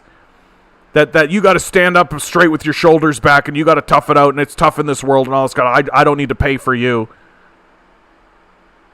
And so at the end, Arthur's conversion into the Joker is completely justified. That the society abandoned him first, and that his only real true crime is fighting back. And Batman stands as the icon of the arrogance of the capitalist class. That we have the right to impoverish you and then spend the money we took from you to beat you up. And it's all justified in the mind of these psychos because my mommy and daddy died when I was little. Get over it. Like, Bruce Wayne doesn't need to put on technology gear and fight crime in the streets. He needs therapy. He needs to give his money to the poor, and he needs fucking therapy. Very straightforwardly. Yeah, I also noticed in the new Batman, they didn't even hide the fact that most of the people you were beating were black people. They don't even care about shoving it in our faces now. Yeah. The Joker is absolutely worth watching. One of the things that I found striking about Joker, one of the things that I found very striking about Joker is the reviews. That the reviews were split. On the one hand, you had a group of people who were like me, who were like, this is a really interesting film about a man with a mental illness who is abandoned by his society. That's what the movie is actually about. That it's all couched in this superhero kind of lore and legend, right? That the Joker is sort of this legendary figure within the comic book structure and within the ethos and mind of the people. But really what the film is about is that it's about a man with a mental illness who's abandoned by his society and how his actions are actually reasonable in the face of this. That's side one. Side two didn't mention he had a mental illness. The reviews didn't actually talk about his mental illness. Or if they did, it was like paragraph 10, one line, talking about it. When that's the central thesis of the film. At one point, Joker literally writes down, the trouble with having a mental illness is that everyone wants you to act like you don't. That's the central thesis of the entire film. Right in front of your face, on the screen, right in front of you. And the people who went, bad film, said, oh, no, not a good film, didn't mention it. And it's because we live in a childish society. Children cannot deal with these subjects. They cannot struggle meaningfully with what it means to have a mental illness or what it means to deal with mental illnesses in a society. We have no reasonable response. We don't know, this society does not know what to do with people who have mental illnesses. Because people who have mental illnesses are unproductive. And that's the only way we ascribe value to people in this society, is based on their productivity. And people who have mental illnesses are unproductive in the capitalist sense. Even though I would strongly argue that all of the art you've ever enjoyed in your life comes from people who have mental illnesses.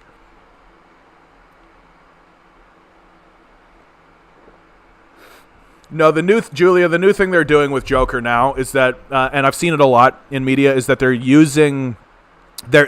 turning Joker into a socialist to try to demonize socialism. That's what they're doing, right? They're trying to make it like Joker is like, what I'm doing is socialism. This is how socialists act. That's what they're doing, right? That Joker is now saying things like, well, what we're going to do... What we're going to do is we're going to go to the Bank of Gotham and we're going to rob them blind. And we're going to take that money and fund the revolution.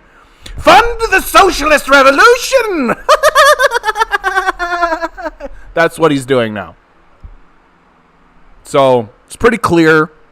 It's pretty clear what they're turning Joker into. That the movie Joker was something of a one-off. that it snuck through the cracks of the capitalist movie making bullshit. It snuck through the cracks because of Scorsese. That Scorsese was attached to that project. What's his name? Robert De Niro was attached to that project. It was very clearly pitched to the studios and to the capitalist class as kind of a remaking of a Scorsese film, which is The Comedian from back in the 70s. It's not a very well-known film, but a lot of the themes and the ideas and even certain scenes are basically directly lifted from that movie. And because of all of that, I think it gave that film a lot of gravitas. That it didn't. So I think it let it slip through, and the capitalists probably didn't think too hard about what this film was actually going to say about their society, right? I think that they were sort of expecting another kind of Heath Ledger style Joker project where the Joker is essentially just a force of chaos, and I just don't think that they expected it to be what it was. Really. Like, I can really see like a studio executive or some capitalist sitting in the studio as it's filming after release, watching it and being like, wait a minute. But really the truth is that I think a lot of these guys don't care about the mentally ill. And so they probably were like, they're saying a lot of things about their mental illness, but whatever. Like, I just don't think that they thought too deeply about it. The Mark Hamill laugh was pretty spot on. Thank you, Joni. John, can you mention Rip Sinead O'Connor? No kidding. Farewell. Full disclosure, I am not a Sinead O'Connor head. I'm not like the. I'm not the. Like, I couldn't really even tell you one of the songs that she made.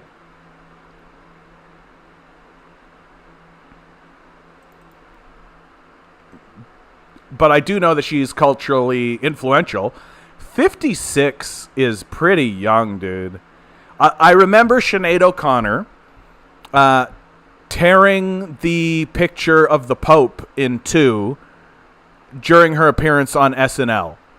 And that was considered quite a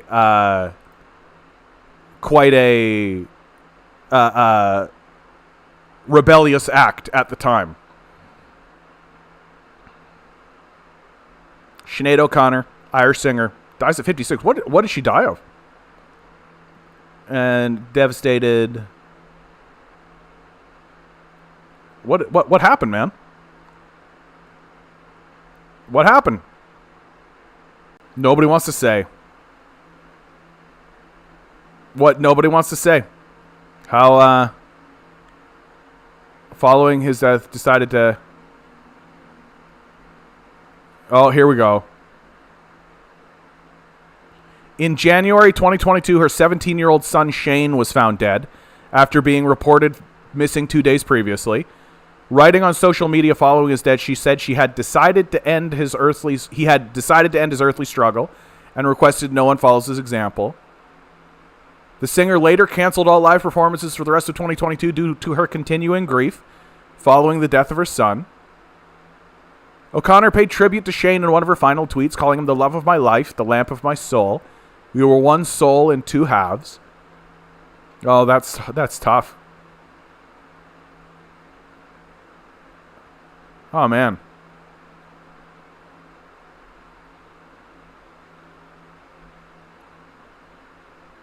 But no news. Sorry, guys. I'm just taking a little bit of time here.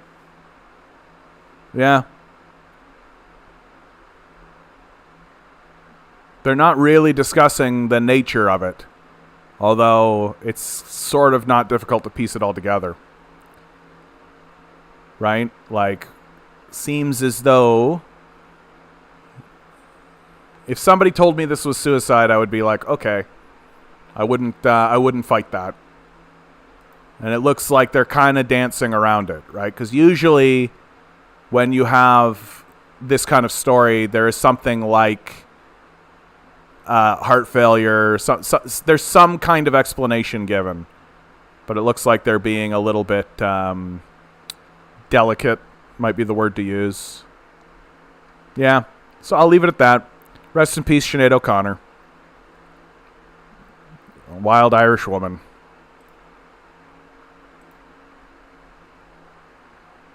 Eric writes, I just saw a headline of Jackson Hinkle.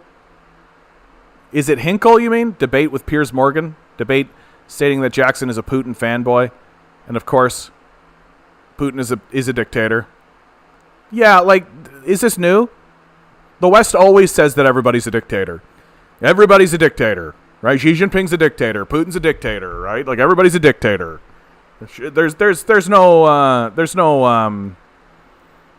wow, big win for Jackson Hinkle. But more evidence that this guy is like a CIA psyop. Literally 2 years ago, the guy has 100 followers on YouTube, and now he's talking to Piers Morgan. Like, and near as I can tell, like, Hinkle's position on the Ukraine war is actually not that much different than mine. Like, it isn't actually. Like, he's basically saying that the West bears a great deal of responsibility for that conflict. That the West is the one that holds the cards in their hands in order to end the conflict. And the idea that wanting to end the conflict somehow makes you a Putin fanboy is just despicable. Right? It's just despicable. Well, look, Jackson Hinkle, near as I can tell, anytime I've tuned in and I've listened to that kid, he's an opportunist. That's all.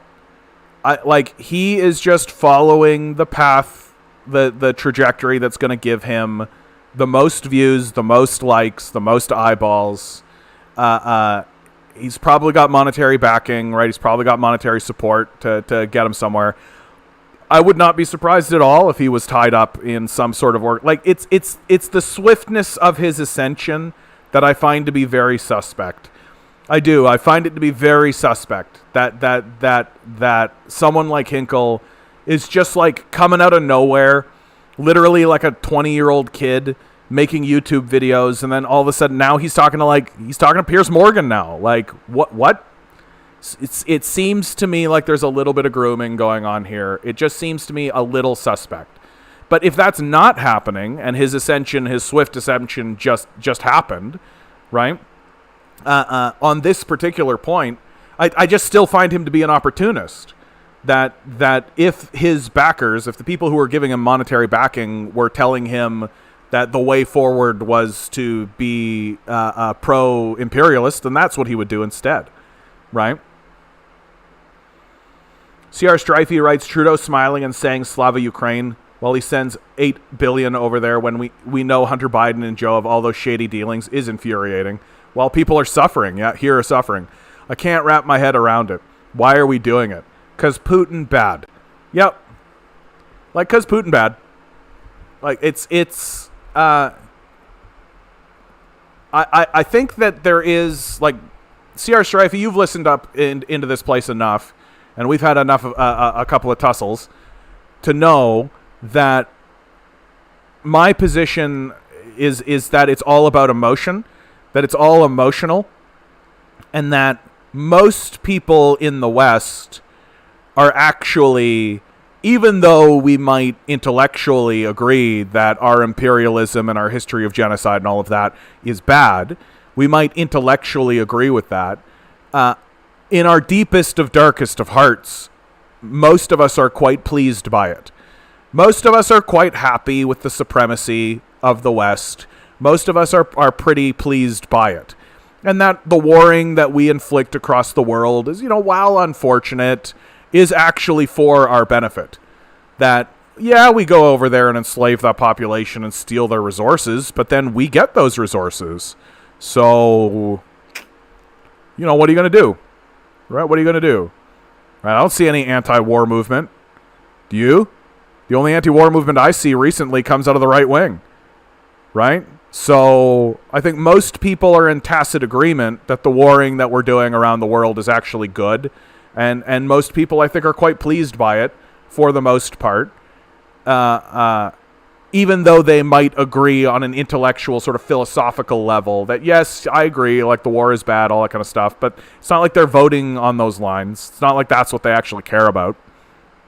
And I think that Ukraine represents a moment for a lot of people where that supremacy, the supremacy of our position and the supremacy of our war machine is challenged and is meaningfully challenged. And so I think that most people, because we're very in-group thinkers, right? And that's what we care about more than anything, is just being on the in-group.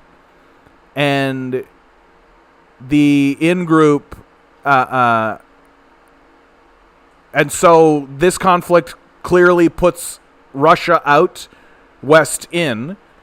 And so any conversation that sort of points out our own hypocrisy is not going to be met by any support by anybody.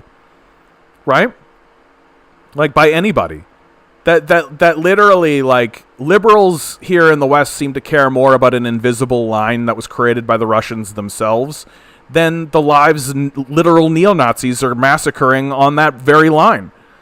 Like, it's pretty wild stuff, but it's all just this in-group think. And I don't think it's based in intellectual. I don't think it's intellectual. I think it's very, very, like, Americans know they're being challenged and they don't like it. How dare you fight back? Like, so one of the big phrases that I had when I was listening to people critiquing Islam, especially guys like Sam Harris, and one of the things that I would always want to say to these guys, and I hope I have the privilege of saying to these guys, is how dare they fight back? How dare they have the temerity and the tenacity and the audacity to fight back? Don't they know that we're the supreme force of the planet? Don't they know that we can do whatever we want and that we own this place and that we're righteous and we're pure? How dare they fight back?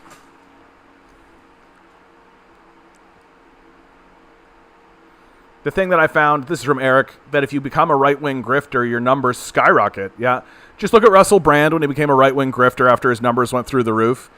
Dr. John Campbell, another example, we're at a small gathering, but when he started to talk about anti-COVID stuff and right-wing immigrating to his channel, his numbers went through the roof. It does seem to be the case. Even people who I still hold a bit of respect for, guys like Jimmy Dore, right? That's the trajectory that he's on. And it just looks to me like a lot of these guys are just following the society, and the society is tilting desperately far to the right. Like, it's really, really clear, guys, that we're going to go through a fascist period. Like, it's really, really, really, really, really clear. John Campbell, not a right-winger. John Campbell supported 100% vaccines and masks. I don't even know who this guy is, so. Ligon Disease says, during colonial times, it was spreading Christianity and civilization. Today, it's spreading democracy and freedom. All were lies to cover for their resource extraction and atrocities. Exactly. Exactly, dude. As I said on the Discord about the right-wing anti-war movement, it isn't about how they actually anti-war, but rather how they are fighting the wrong war. I think that's a fair criticism. But my criticism of us criticizing the anti-war movement on the right is, where's our anti-war movement? Where's the left's anti-war movement? Like, I feel like we're not actually in a position to critique this thing, right? That at least they're getting into the streets and saying, like, war bad. Right? And even if it is just this war bad, well, that's still a far sight better than what we've got, which is fucking nothing. So if we actually want to criticize an anti-war movement or a part of an anti-war movement, then we need to build the left's anti-war movement. Where is it? I don't see it. CR Strifey says, even grown adults, conservatives, they're told Putin is Hitler and have memories of their dad fighting in World War II and don't question it. I mean, yeah.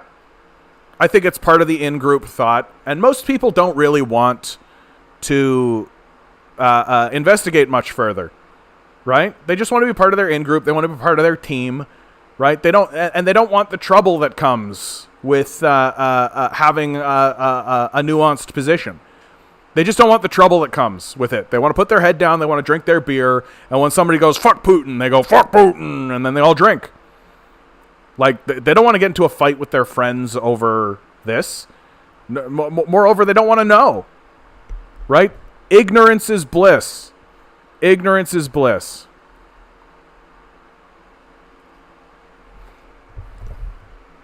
Yeah, Julia, I think you're dead on the money with that.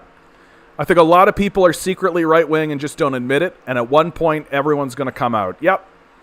I think it's already happening. Like, I think it is already happening. That all of the talk about Medicare for all and all this kind of stuff is really revealing that the society is actually really, really, really far to the right. And even the conservatives, and, like, I think part of it is that people just don't want to admit it of themselves, right? People want to believe that they are progressive. People want to believe that they're forward-thinking. People want to believe that they're on the right side of history. People want to believe these things of themselves. And they don't want to be told that literally anywhere else in the world, these would be considered at best center-right views. Like, Medicare for all? Are you kidding me? Like, he literally everywhere else in the world is just like, that is a completely normal position for a conservative to have. Like, it is actually an extraordinarily conservative position to take, that everyone should have access to Medicare and it should be provided by government services. It's cheaper, it's more effective, it's more efficient, and everybody gets it. What's more conservative than that? Like, the idea that healthcare should be privatized and that it should be run this way is a far right idea that seems to be only really persist in the United States and sections of Canada now, as we descend into fascism along with the United States. But, like, take a look at the Marvel movies.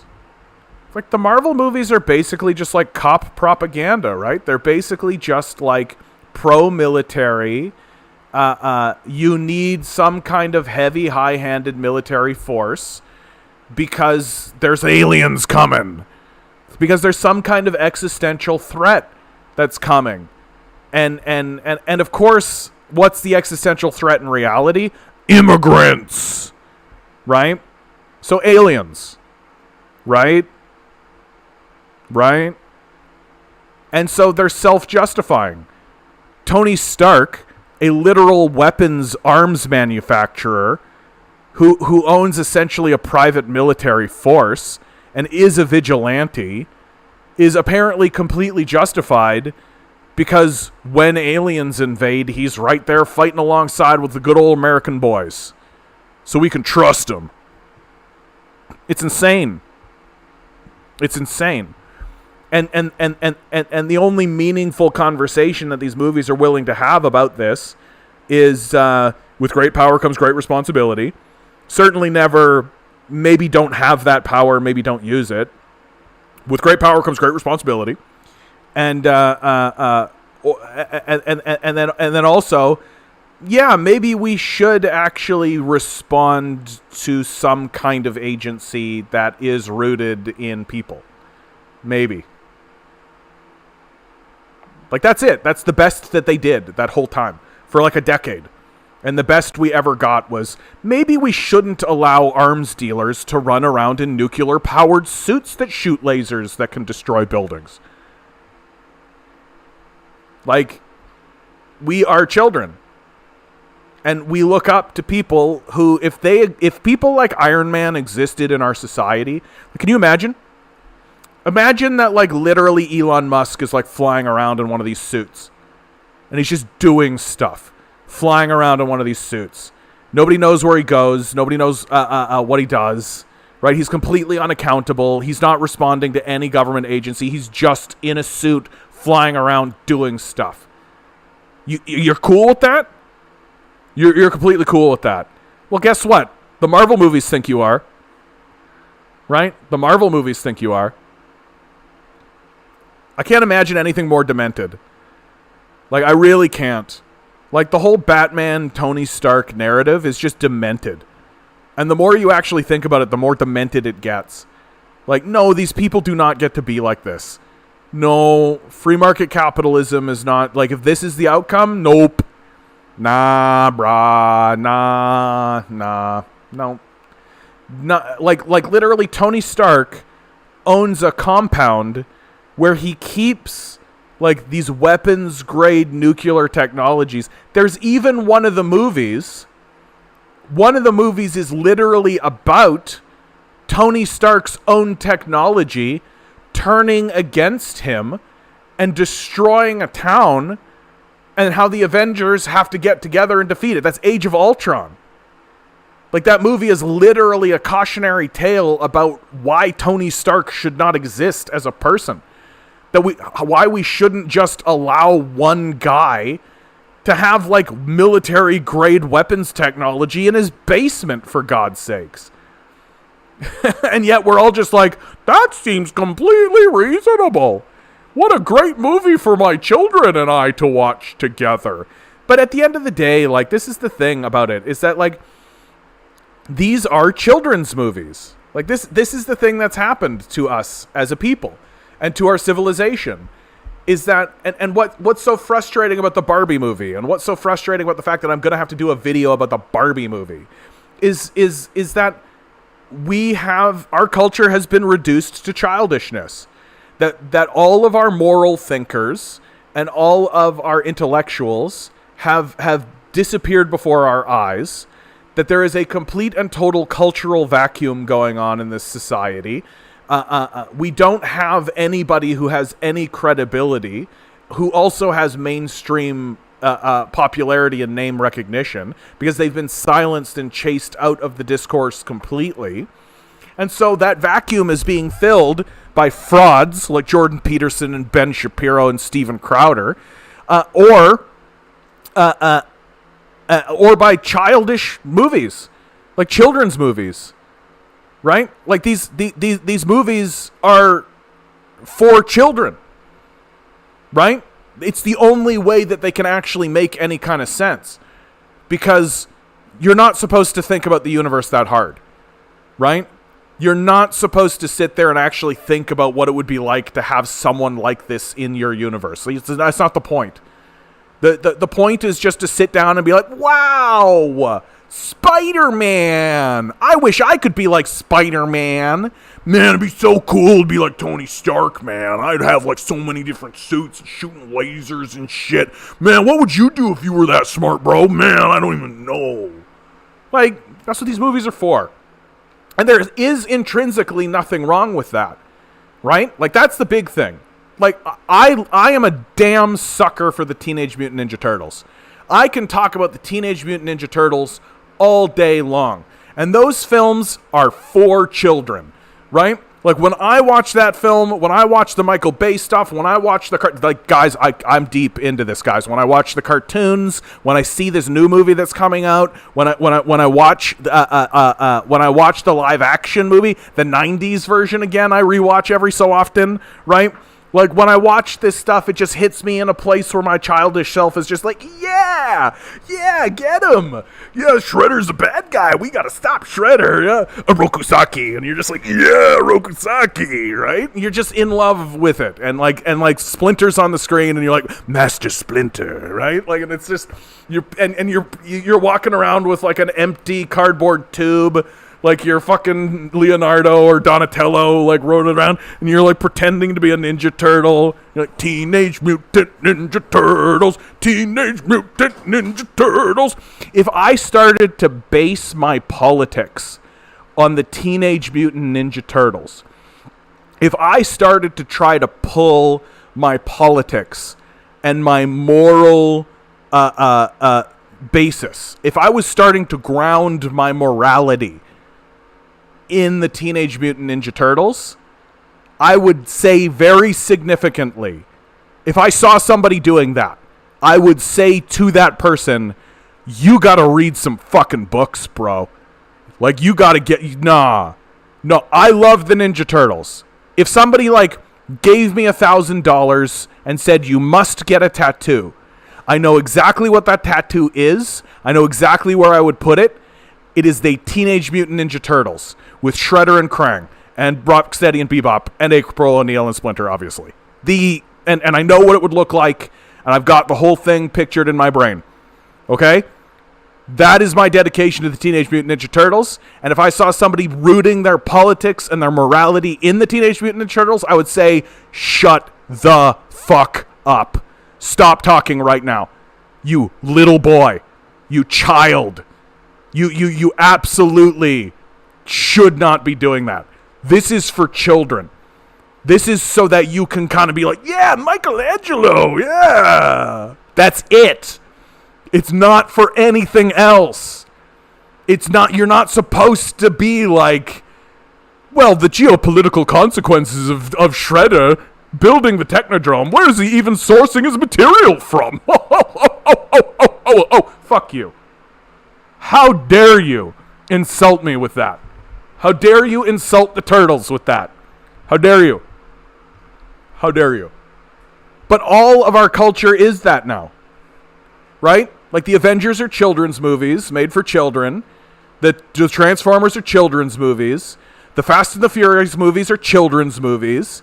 Right? It's all about family. Yeah, okay, great. Thanks. Right? Like the only thing we're getting anymore is just children's movies that are kind of being packaged and sold to us as if they're for adults. And they're not. They're not. Like, they're fucking not. And, but because it's all we're getting, we're intellectually being reduced to children. And there's no interesting commentary happening. There's nobody actually saying anything of note, right? There's nobody actually pushing any borders. There's zero artistry happening. Nothing meaningful of any sort.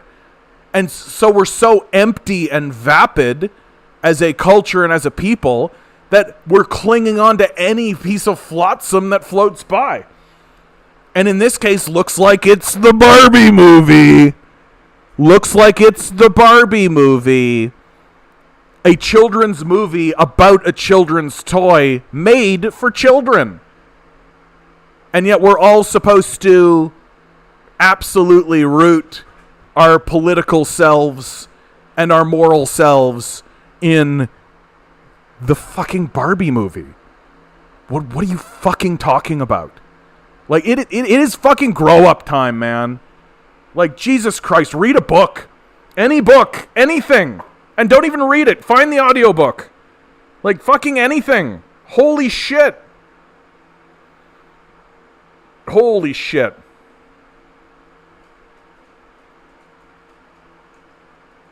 Dude, and Disney's the worst. Like, Disney is everything that I just said, only, like, vampirizing their own product. They're literally destroying their own product in front of us for money. They're just crushing it into money. Ugh. John, I'm trying to post a link to a YouTube vid. Yeah, you can't post links in the chat, dude. That's why I have a Discord, which you can get to by donating to the Patreon. Called Crane's Far Right Children's Camp. I want to bring up a warrior. That sounds hilarious, dude. I don't play videos on the stream because every time I do, it demonetizes my stream. So, very, very straightforward stuff. Mr. Moon, good to see you, bud. I know, dude. I know. I saw that too, man. Let's, I think one of the things that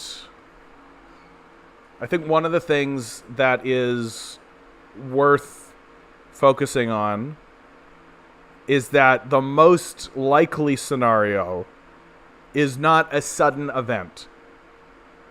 Is that this is going to be more of a steady decline. It's completely possible that a sudden event will occur. Don't get me wrong. But scientists have been wrong about this before. It is one of the things that people point to as a criticism of the climate change movement, and I tend to agree with, is that oftentimes there are big proclamations and big predictions made that make big splashy headlines, but that don't actually occur and don't actually bear out. And that the most likely thing that we're going to see is just the slow, steady, year-by-year decline. That it's just going to get hotter and hotter year over year. There's going to be less and less ice in Antarctica and in the north year over year. The water's going to come up steadily year over year. And there's just going to be periods of time where people are just not going to be able to go outside and they're just not going to be able to live in certain areas.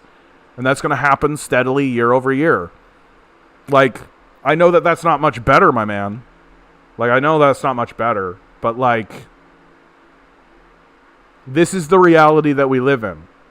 Like, if we want to have a real, true adult conversation about a serious thing that we're actually facing, instead of watching these trashy-ass Marvel movies and this ridiculous bullshit, right? Like, instead of any of that, we should be actually having serious conversations about not even really what to do about climate change at this point, but just how to deal existentially with the reality of climate change. Like, let's be as forthright as we possibly can, and I don't consider any of this doomerism. We are going to experience the negative consequences of climate change. That is real. And there's nothing to be done about it any longer. That the people who are in the positions of power have made their choice. They have decided to trade the survival of their own children away for dollars that they themselves print. That is what we are doing. As a people, together. There is no denying it. There is no reason to pretend like it is not happening. There is no reason for us to shy away from it or to act embarrassingly with one another as we discuss it. The negative consequences of climate change are coming. Our leadership has gone full-blown psychopathic. That the only response that any reasonable adult should have is full-scale rebellion. That the only thing that we can do at this stage in the game is to cease participation and perform active sabotage as best as you can. Talk to your neighbors. Get to know the names of your neighbors. Know who they are. Because when shit gets real, those are the people you're going to be dealing with.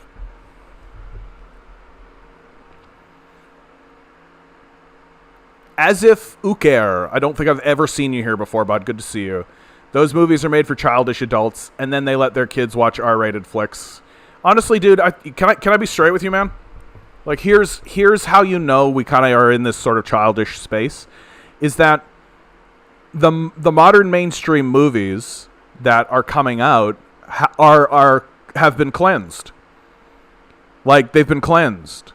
There's literally no raunch comedy. There's no, like, and things are going to sound like, this is going to sound very lowbrow, everything I'm about to say here, but it's absolutely fundamentally true. Where is the nudity? Where is the swearing? Where is the just stupidity? The ridiculous nonsense? Like, where's the fart jokes? Where's any of this?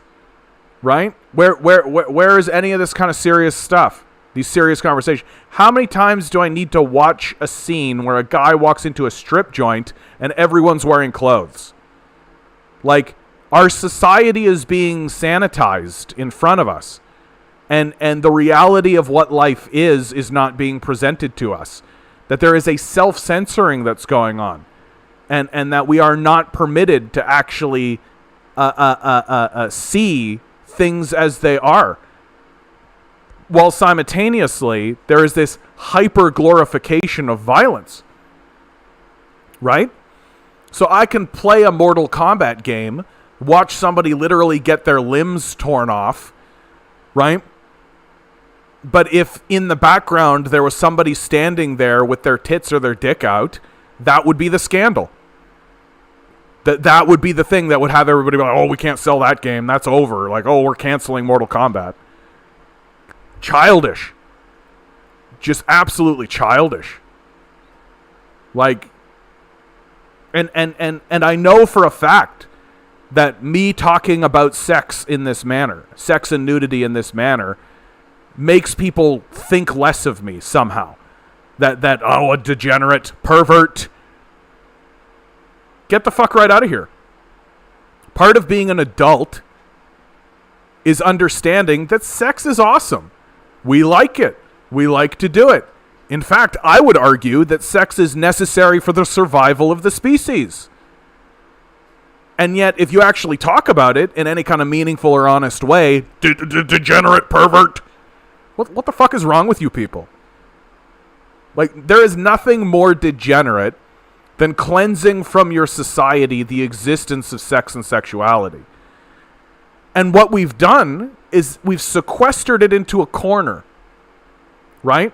That you can engage with sex and sexuality in this little corner right here of the internet, right? You can go onto the internet and engage in pornography. That exists. If you want to see tits and ass and all that kind of stuff, you can see it here. Pornography. You can't have a story that includes it. You can't have a real connection to it. You can't actually see the people who are involved in it as people, that they are commodities to be bought and sold to fulfill your just most carnal desires in a private space. But you certainly can't have that displayed on the big screen in a public space for thousands of people to see all at once, within the confines of a narrative that make you sympathize with the people who are doing the pornography. That's not permitted. Because people who do porn are dingy perverts. Because they're doing the thing that's necessary for human survival that everybody wants to see. And we can't have a discussion about that. We can't have a discussion about the nature of sexuality. We can't have a discussion about the nature of both male and female sexuality. And we can't try to find a perspective that is a center. We can't acknowledge the differences and the different ways that men and women and others come to sexuality in a meaningful and serious way. That's not permitted at all, because our society is cleansed, and it needs to be cleansed and censored, because children need to be kept innocent and ignorant, because ignorance is bliss, and as long as they're happy, they'll keep their mouths shut. Like, we're just a ridiculously childish country, and a ridiculously childish people, as unserious as it gets.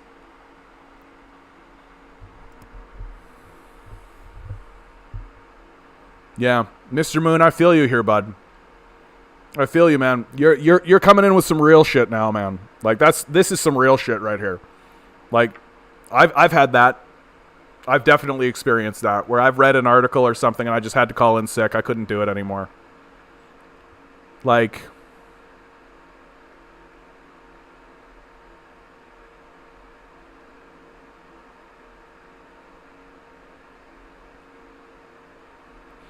we are going to watch significant things occur in our lifetimes.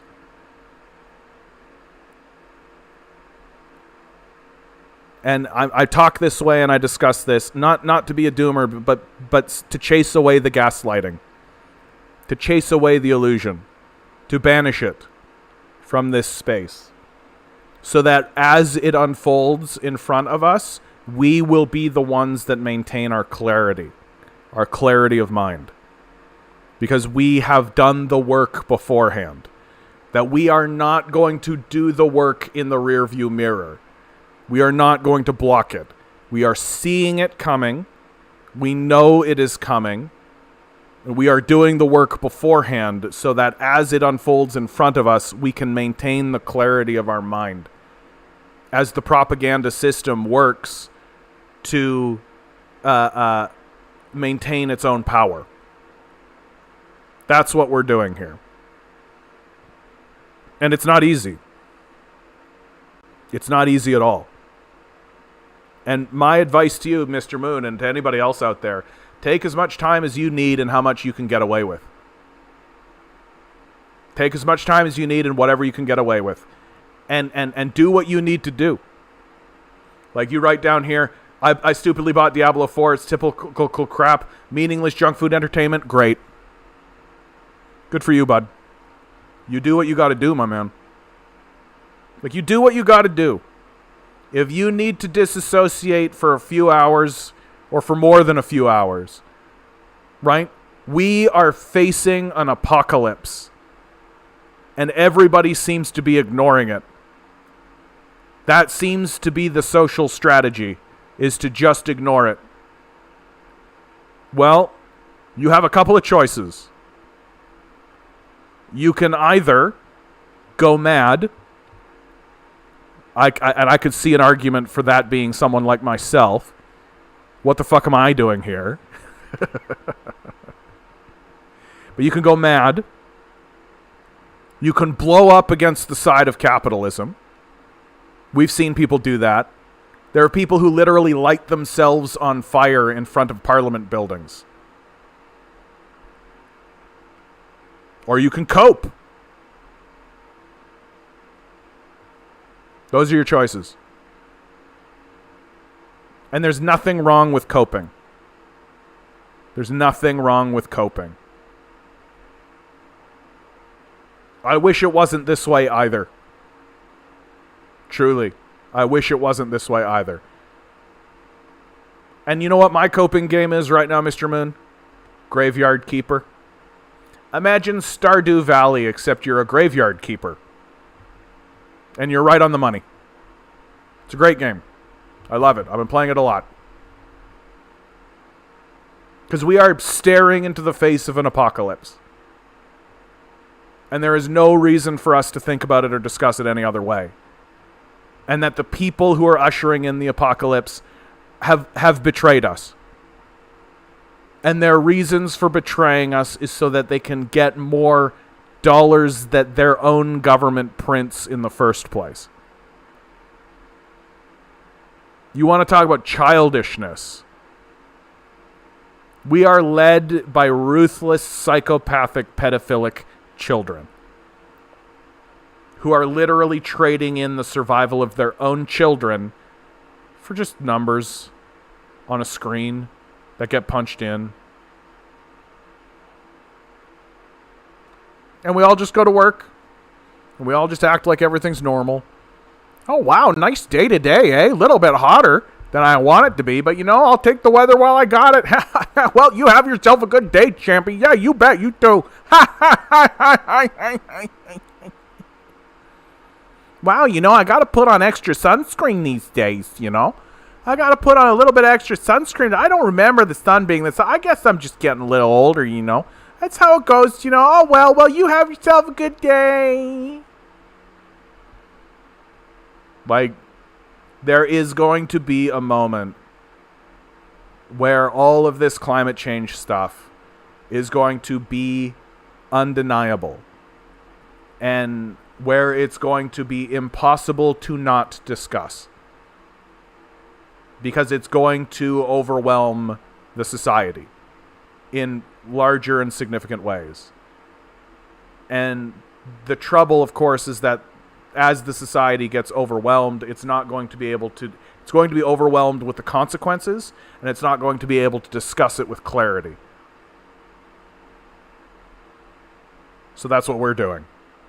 We're discussing it with clarity so that we know who's responsible. And we know who's responsible. Like, we very much know who's responsible. That the CEOs and the executives of Shell, BP, ExxonMobil, and their political surrogates are certainly culpable. That organizations like PragerU, people like Jordan Peterson, people like Ben Shapiro are certainly culpable. Anyone who has spread around disinformation and who has lied to the public in order to make more money for themselves is 100% culpable and should be arrested, tried, incarcerated, and have all of their assets stripped. This is my position, and I hope that it is yours.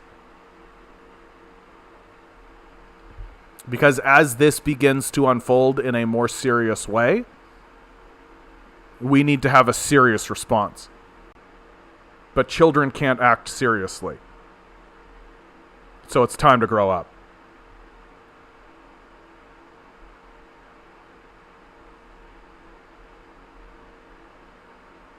Leon, good to see you, bud.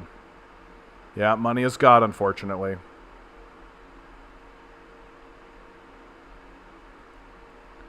Yeah, I'm with you on this, Julia. Yeah. I think I'm going to end it right there, guys. We're past the 9 o'clock hour. My dog's scratching at the door. I'm so glad that there's so many new people here today.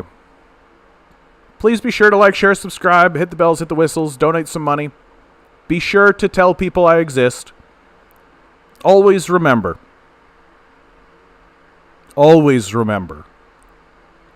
each and every one of you is a quantum being walking around in quantum energy. These billionaires are spending hundreds of billions of dollars in the hopes you'll never realize it. You'll just be the good little commodity they need you to be. Rebel. Revolt. Repent. Good luck. We're going to need it.